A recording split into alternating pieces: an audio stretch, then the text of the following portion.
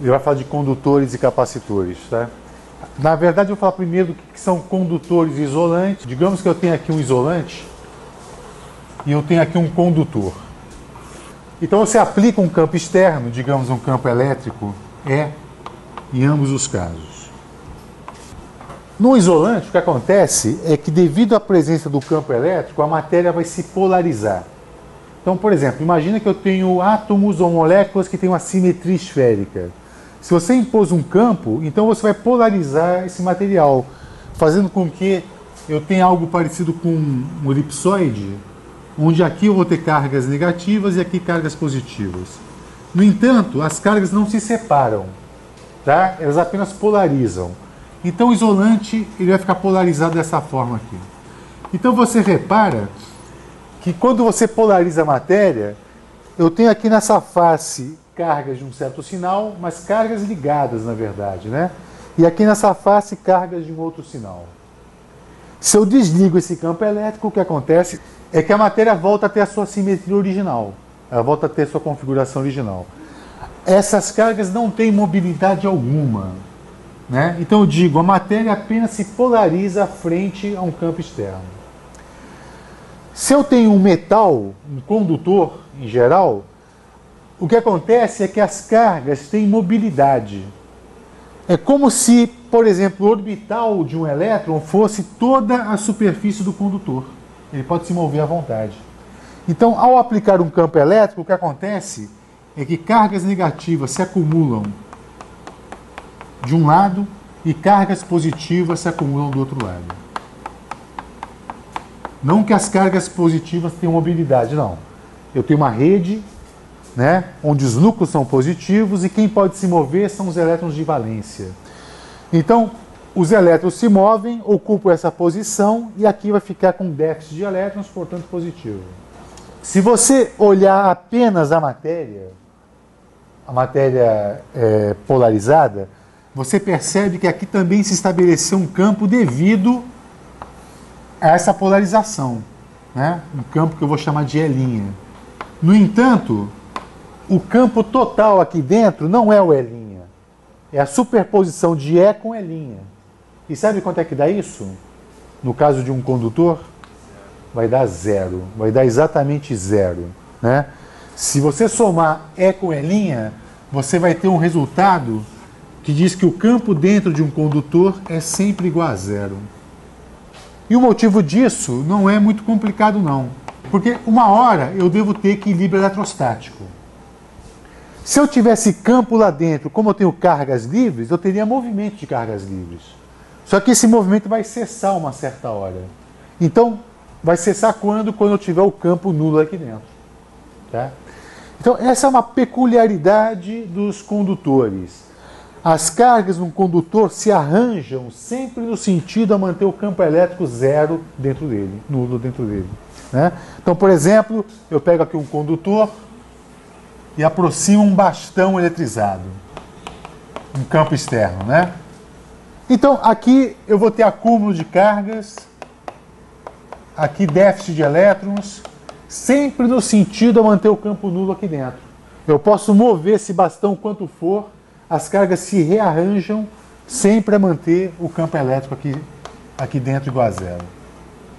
Tá? Essa é a grande peculiaridade de um condutor. Imagine, então, a seguinte situação. Então, um exemplo. Eu tenho aqui um condutor maciço e digamos que eu faço uma cavidade aqui, por mais estranha que ela seja, e eu coloque uma carga aqui dentro. Aqui é um condutor. Se é um condutor, eu tenho cargas livres. Se eu estou numa situação de equilíbrio, eu não posso ter movimento de cargas. Né? Quanto vale o campo ali dentro, portanto? Aqui dentro eu tenho um campo nulo. Dentro da cavidade eu tenho ou não campo? A cavidade não é condutor. A cavidade é um vazio, por exemplo. Tem o campo? O campo gerado por essa carga aqui, não? Então eu vou ter um campo de fato. Agora, eu tenho uma carga aqui e não tenho campo aqui. Isso só acontece porque aqui na superfície desta cavidade eu tenho cargas acumuladas ali. Eu tenho cargas induzidas. Se esta aqui é uma carga positiva, por exemplo, aqui deve ter se acumulado cargas negativas num valor exatamente igual a menos Q. Como é que eu mostro que a carga induzida na cavidade, se eu chamar essa carga de mais Q, é menos Q? Pela lei de Gauss. Se eu cercar minha cavidade com aquelas cargas induzidas por uma superfície e o campo aqui é zero, na verdade, o fluxo total que atravessa essa superfície deve ser zero também. E se eu tenho uma carga positiva aqui, é porque eu tenho uma carga negativa aqui com o mesmo valor. Né? Lembra da lei de Gauss? O fluxo do campo elétrico numa superfície fechada é igual à carga interna dividida por ε0. Eu não tenho campo ali fora, o fluxo total é zero. Portanto, a carga total ali dentro, né, da superfície gaussiana tem que ser zero também. Então, se eu tinha mais Q dentro da cavidade, eu vou ter menos Q na superfície. Né? Pois é, de onde veio essa carga menos Q? Do próprio condutor. Só que ele veio da superfície. Então, aqui na superfície, eu devo ter uma carga induzida também, só que agora positiva. Cujo valor é quanto? Mais Q. Né? Por conservação de carga, mais Q. A pergunta agora é a seguinte: como é que eu vou distribuir essa carga mais Q no condutor? Se ele é uma esfera, vai ser uma distribuição uniforme. Repare que não existe interação entre essa carga induzida e a carga aqui dentro. Essa carga aqui dentro não é capaz de alterar a distribuição de carga ali fora. Tá? Então eu vou ter uma carga mais Q aqui. Então, olha que interessante que é isso, né? Se você mapear o campo desse objeto, lá fora eu vou ter um campo radial de uma esfera carregada com uma carga Q. Dentro do condutor, o campo é nulo. Tá? Dentro da cavidade tem campo, porque ali não tem o condutor. É o campo de uma carga. Correto? E aqui eu tenho induzido uma carga menos Q, que é exatamente para cancelar o campo gerado dentro do condutor. Aí vai ter campo lá fora, não vai? Como é que é o campo? Ele é radial e perpendicular à superfície. Isso quer dizer o quê? Quer dizer que a superfície condutora não tem componente tangencial de campo. Se eu tivesse uma componente tangente à superfície de campo, aqui no campo elétrico, eu teria movimento de cargas, teria correntes. Isso não seria mais uma situação de eletrostática. Né? Então o que eu tenho são campos perpendiculares à superfície. Isto quer dizer que a superfície metálica, ou condutora, é uma equipotencial. Eu vou fazer um exemplo para vocês, então. Então tá, quer dizer, eu tenho uma esfera de raio R, aí eu tenho uma casca esférica de raio interno A e raio externo B. Então, aqui eu tenho uma outra casca esférica envolvendo. Então isso aqui é A, isso aqui é B. Isso aqui é um condutor, isso aqui é outro condutor. Vou achurar aqui este condutor. Então aqui existe uma carga Q. Então vamos mapear o campo elétrico aqui. Né? Primeiro, quanto vale o campo aqui dentro dessa esfera metálica, maciça? Vale zero. Aqui o E vale zero. Qual a densidade superficial de cargas na esfera interna? É o sigma A, digamos, sigma R. É a carga total que tem ali dividido pela área, que é 4πr². Haverá cargas induzidas naquela casca esférica ou não? Haverá, sim, certamente sim. Se não houvesse, o campo elétrico que cai com 1 sobre r² passaria por aqui e teria o mesmo comportamento. Haveria campo ali dentro caindo com 1 sobre r². Mas ali dentro eu sei que o campo é nulo. Aqui dentro, o campo ele vale zero também. Isso só é verdade se eu tiver uma carga induzida aqui embaixo, nessa superfície inferior, que seja exatamente igual a esse valor aqui com o sinal trocado. Por quê, hein? Lembra que as esferas, o campo fora delas, se comportam como cargas pontuais, não é? Então, se você traçar uma superfície gaussiana aqui dentro, o fluxo total tem que ser zero. Como aqui eu tenho uma carga mais Q, e o fluxo total é igual à carga dentro dessa superfície, aqui tem que ter induzido uma carga menos Q. Eu vou chamar de densidade de cargas nesta superfície, que eu vou chamar de A, como sendo Q sobre 4π A quadrado. Essa carga veio dessa massa metálica aqui. Ele está neutro, né? Em princípio, a carga total dele é zero. Então, por conservação de carga, a carga aqui, dentro, aqui externamente deve ser igual a mais Q. Então, a carga externa é igual a mais Q. Aqui eu tenho mais Q e a densidade de carga σb agora igual a Q sobre 4π B quadrado. Digamos que eu queira construir um gráfico da intensidade do campo elétrico desde a origem da esfera até lá longe. Eu quero saber qual é o formato desse gráfico. Aqui eu vou construir um gráfico assim, ó. E em função da distância. Eu tenho três regiões, né, importantes. Uma da origem até R. Depois de R até A. Depois de A até B. E depois de B em diante. Qual é o formato desse gráfico? Aqui não tem campo. Entre R e A, tem ou não campo? Tem.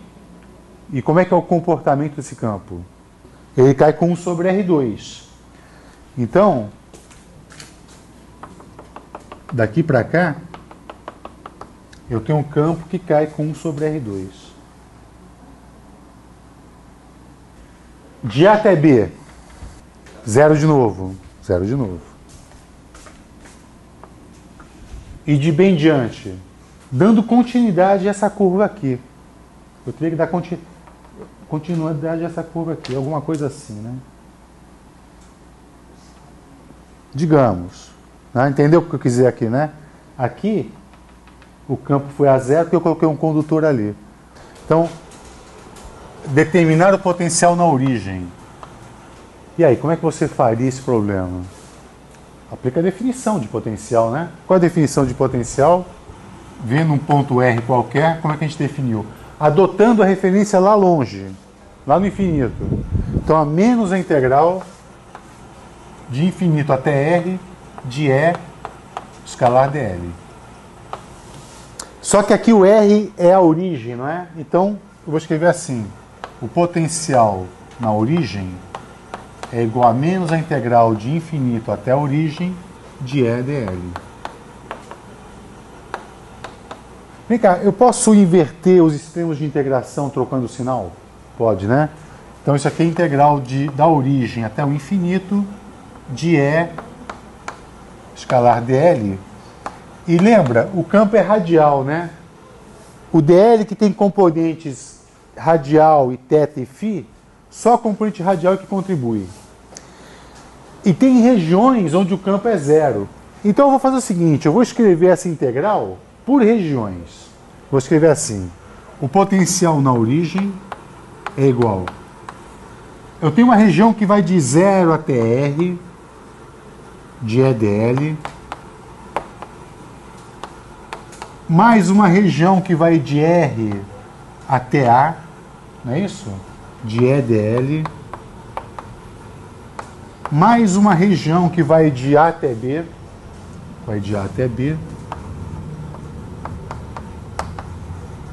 e por último, uma região que vai de B até o infinito.